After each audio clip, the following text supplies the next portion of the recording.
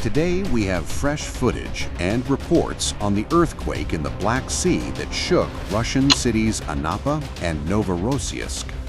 On February 9, 2026 at 23:21 UTC, or February 10th at 0221 Moscow time, a 4.8 magnitude earthquake occurred.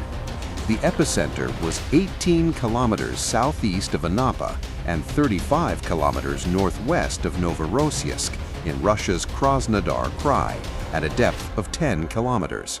Shaking was felt in these cities and extended to southern Ukraine's Dnipropetrovsk, Zaporizhzhia, and Donetsk regions.